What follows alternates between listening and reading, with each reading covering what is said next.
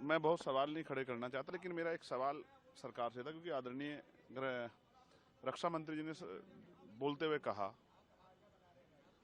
कि पाकिस्तान ने हमारे आगे हाथ जोड़े कि महाराज अब तो माफ कर दो, तब हमने सीज फायर किया। और उनको इस बात से उद्देश्य था कि हम ट्रंप जो बोल रहा है उससे कोई मतलब नहीं है, उसका कोई रोल नहीं है। हालांकि ट्रंप का बार बार कहना, 26-27 बार दोहराना, ये हम भारत की संप्रभुता पर एक बहुत बड़ा हमला है। हम लोग इससे सहमत नहीं है, हमारा देश इतना कमजोर नहीं।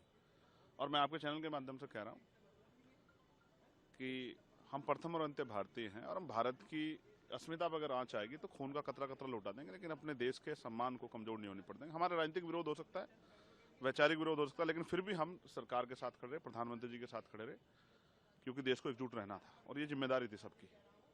तो मेरी नाराजगी ये है कि हमारे कहावत है गांव में कि जब किसी का समय खराब आता है तो गधे को बाप बना लेता है। पाकिस्तान ने कह दिया और आपने मान लिया, और आप फिर ये भी कह रहे हैं कि भाई ये जो है ऑपरेशन सिंदूर है, ये खत्म नहीं हुआ है, रुका है। आप ये मानते हैं कि पाकिस्तान दोबारा ऐसी घटना कर सकता है?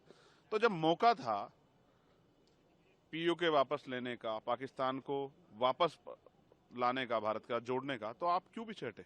देश चाहता था, देश में उबाल था, देश के अंदर संकल्प था, देश का प्रत्येक व्यक्ति चाहता था कि भाई ये सही मौका है, हमें पाकिस्तान से ये टेररिज्म खत्म कर दे। क्या हम अपने देश के सेना के जवानों की जान को और आम नागरिकों की जान को दोबारा खतरे में डालना चाहते हैं? तो मुझे तकलीफ है कि इस मौके को हमने क्यों गवाया। भारतीय जनता पार्टी कहती है कि हमें अखंड भारत बनाना है, तो पहली सीढ़ी इसी बार चढ़ जाते, जब पाकिस्तान को जो है सबक सिखाकर भारत में मिला लेते।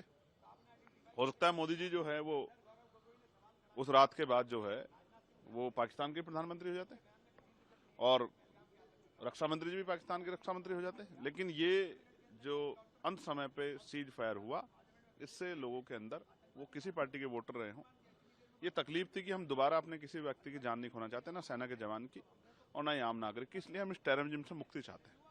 इसमें सरकार के तरफ से हम लोगों को तकलीफ है कि कोई ठोस कदम नहीं उठाया गया कि दोबारा पाकिस्तान के द्वारा कोई ऐसा जो है प्रायोजित आतंकवाद हो और हमारे लोगों की जान पर खतरा बने। ये इस